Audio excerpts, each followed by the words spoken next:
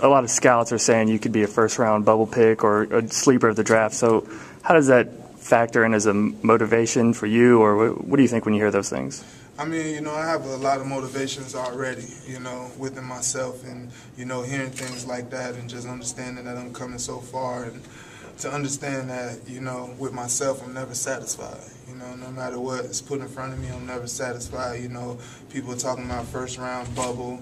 Before they was talking about not even drafted, Europe, and things like that. And, you know, I want to be in the top 15. You know, that's just where my motivation is taking me. You know, I'm always confident and I'm never satisfied. So, what part of your game do you consider underrated that you're trying to come out and show teams that you can do?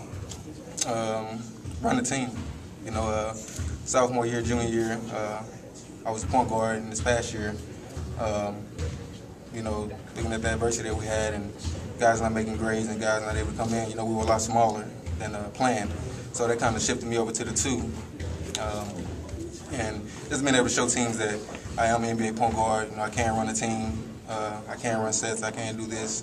That's pretty much the only thing that I really think that I'm coming in these workouts, you know, to prove. Because, like I said, they know everything else I can do, finishing, creating, and so that's good enough said. Is that tough to show? Because there's no 5-on-5 workouts. It's pretty limited out there. So well, how do you? I mean, you get in situations where you're playing 3-on-3, and you have to make good decisions. And I think that's pretty much kind of what they look at. And I mean, and then you have things like Portsmouth, you know, that they go and look at. I mean, you have all these different drills and techniques that they kind of critique you at, see if you're pretty much an NBA visionary point guard. And like I said, I feel pretty good about those things, and thought I did them pretty well, and that's all you can ask for.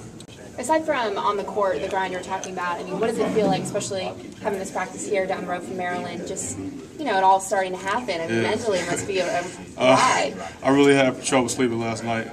You know, I've been waiting for this moment all my life, and just thankful to be at this point, and, you know, just going to try to do as much as I can to keep it going and give myself the best opportunity to get drafted. What were you thinking coming here? Like, what's the mentality going on, besides on the court? Just the feeling. Honestly, I was nervous. I woke up probably 2 hours before my alarm clock at 5. Woke up and I couldn't go back to sleep. I was pumped and anxious and nervous at the same time. But sitting down afterwards, I think I did well.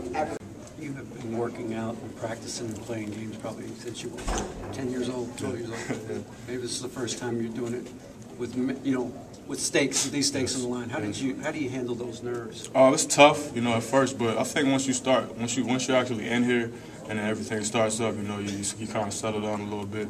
But you know, when I was in the locker room, I just couldn't keep still. I just kept going to the bathroom, kept going, you know, just trying to stretch, whatever, just trying to do something. I couldn't stay still. So I mean, it was a pretty good experience, and I'm glad I got this one, you know, under my belt. So. You said you got up early today. What do you consider early?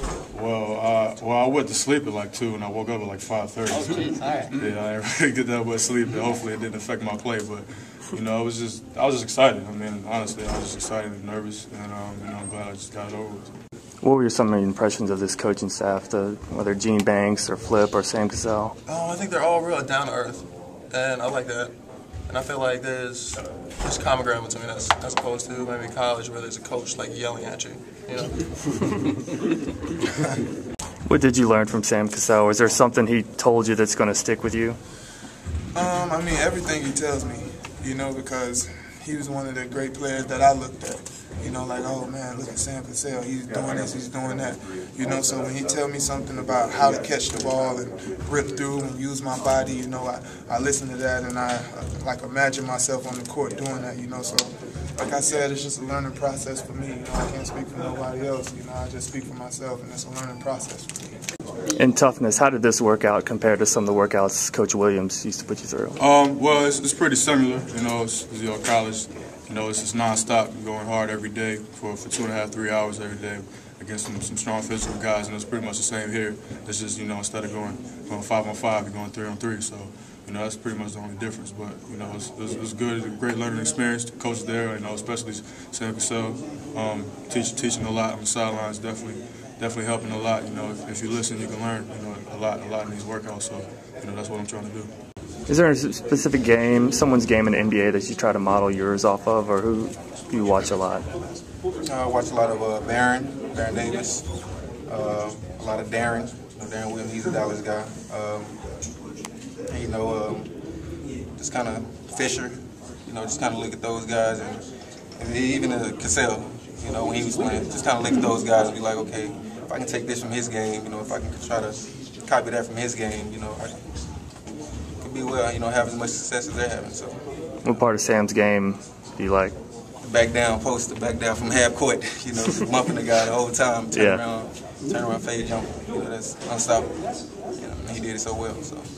Your father had a brief stint in the NBA with the Pistons. What has he kind of told you about his experience, or just advice he's given to you along the way? He said just work hard, just work hard every day, just go hard, and everything will take care of itself.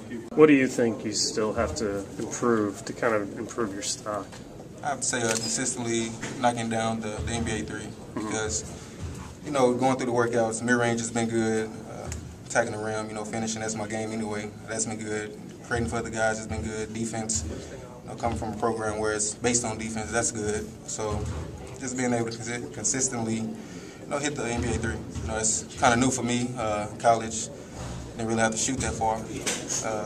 Because guys are kind of back off me, hoping that I want to go past them and be able to hit the college three. But now, it's a whole different level. We have to be able to hit the NBA three.